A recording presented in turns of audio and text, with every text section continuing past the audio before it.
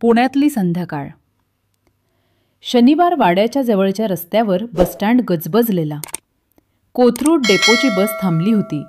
स्वारगेट ते चांदणी चौक. बसमधून लोक उतरतात, चढतात आणि त्याच वेळी हिरव्या गणवेशातली एक स्त्री शिट्टी वाजवते. ती म्हणजे माया पाटील. बस क्रमांक MH12BT 9634ची कंडक्टर. माया वयाच्या 40 वर्षांची, बोलण्यात कठोर पण डोळ्यांत प्रचंड आत्मविश्वास. दिवसाची शेवटची फेरी चालू होती. तिच्या चेहऱ्यावरचा घाम आणि थकवा, पण तरीही एक शांत आत्मभान. ती नेहमीप्रमाणे तिकीट मशीन हातात घेत म्हणाली, चांदणी चौक 2 सीट 15 रुपये. बस हळूहळू सुटली आणि माया मागे वळून बसमध्ये नजर टाकत तिकीट देत राहिली. तिच्यासोबत ड्रायव्हर होता अशोक नाईक, 50शीतील एक अनुभवी चालक, पण जरा जास्त बोलका. अशोक म्हणाला, मायाबाई, आज तर सगळं लवकर संपवूया. 7चं डेपोचं क्लोजिंग आहे. उशीर झाला तर पुन्हा हजेरीवर टाकतील.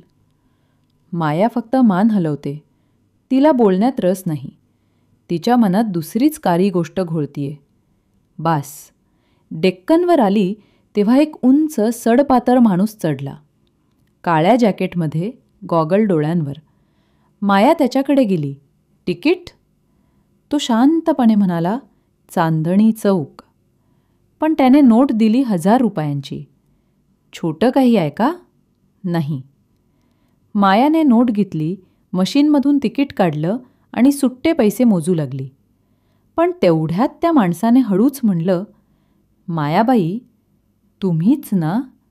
माया पाटील? ती थबकली. तुम्हाला कसं माहिती माझं नाव? तुमचं नाव सगळ्या डेपोमध्ये चर्चेत आहे आणि पोलीस स्टेशनमध्येही. मायाच्या हाताला गारठा बसला. काय म्हणताय तुम्ही? तो काही उत्तर देत नाही. फक्त गूढ हसू देतो आणि खिडकीबाहेर पाहतो. त्या रात्री बस डेपोमध्ये एकच चर्चा होती. कोथरूड डेपोचा ड्रायव्हर अशोक नाईक अपघातात मेला. दुसऱ्या दिवशी सकाळी बस गॅरेजच्या मागे त्याचं शरीर सापडलं.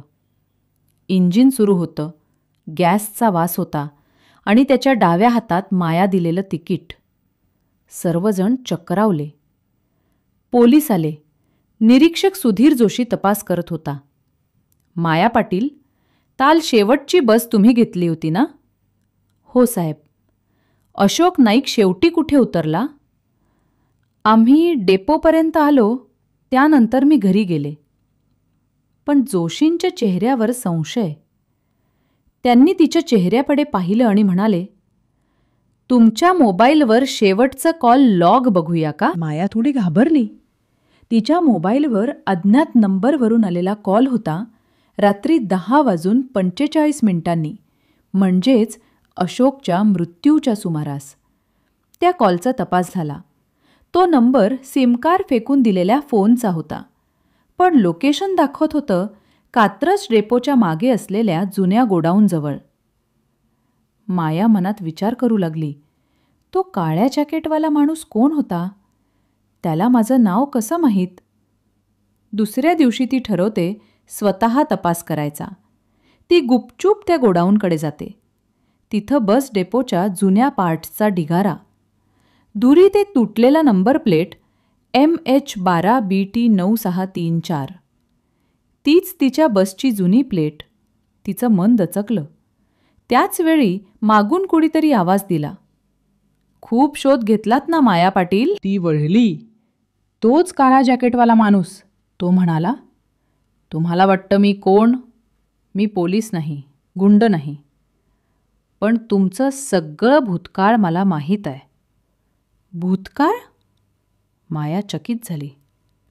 5 वर्षापूर्वी नाशिक डेपोमध्ये जे घडलं ते विसरलात का? मायाचे डोळे पाणावले. मी काही केलं नाही. त्या ड्रायव्हरचा मृत्यू अपघात होता, पण तसं दाखवलं तुम्ही. कारण त्याच्याकडे तुमचं गुपित होतं. गुपित? हो. तुम्ही त्यावेळी सरकारी तिजोरीतून गायब झालेल्या 50,000 रुपयांच्या प्रकरणात संशयित होतात. तो ड्रायव्हर तुमचं नाव सांगणार होता. माया मागे सरकते. तू कोण आहेस? तो हलकवसं हसतो. मी अशोक नाईकचा मुलगा, प्रवीण नाईक. माया हादरली. तू सूड घेण्यासाठी आलास? नाही, सत्य जाणून घ्यायला. माझ्या वडिलांचा मृत्यू खरंच अपघात होता का? मायाचे डोळे पाणावले. प्रवीण, मी त्यांना काही केलं नाही. त्या रात्री त्यांनीच इंजिन सुरू ठेवलं. त्यांना श्वास लागला आणि प्रवीण तिच्या डोळ्यांकडे पाहतो. पण तेवढ्यात कुठून तरी गोळीचा आवाज. प्रवीण खाली कोसळतो. माया किंचाळते. सावल्यातून निरीक्षक जोशी बाहेर येतात. संपलं सगळं. दोघंही एकमेकांवर संशय घेत होते. मला हवं ते मिळालं. माया स्तब्ध. साहेब, तुम्ही? जोशी हसतात. त्या तिजोरीच्या पैशांचं प्रकरण माझंच होतं माया. आणि तुमच्यावर आरोप ठेवून मी स्वतः वाचलो. पण माया जणू आधीच तयार असते. ती आपल्या पर्समधून रेकॉर्डर काढते. हे बघा, सगळं रेकॉर्ड झालं आहे निरीक्षक साहेब. त्यांचा चेहरा पांढरा पडतो. माया म्हणते, तुम्ही मला दोषी ठरवलात, पण मी शांत राहिले. आज माझा प्रताप काय आहे ते दाखवलं. ती फोनवर कॉल करते. ACP देशमुख, तुमचं काम झालं. सगळं पुरावा मिळाला. पोलीस गाड्या गेटमधून आत येतात. जोशींना अटक होते. प्रवीण वाचतो. त्याचं गोळीनं फक्त खांदा जखमी झालेला. तो मायाकडे पाहतो. तुम्ही खरंच निर्दोष आहात. माया हसते, पण डोळ्यांतून एक थेंब गळतो. निर्दोष असणंही कधी गुन्हा ठरतं प्रवीण. काही दिवसांनी डेपोमध्ये नेहमीप्रमाणे बस उभी असते. माया पुन्हा शिट्टी वाजवते. तिकीट घ्या, पुढं चला. लोकांसाठी ती फक्त एक कंडक्टर, पण तिच्या आत एक स्त्री, जिच्या धैर्याने एक मोठं गूढ उकललं आणि न्याय मिळवला. आणि पुण्याच्या बस डेपोमध्ये आजही लोक म्हणतात, तीच माया पाटील, जिला थांबवणं अशक्य आहे.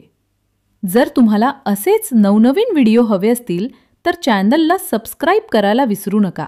धन्यवाद.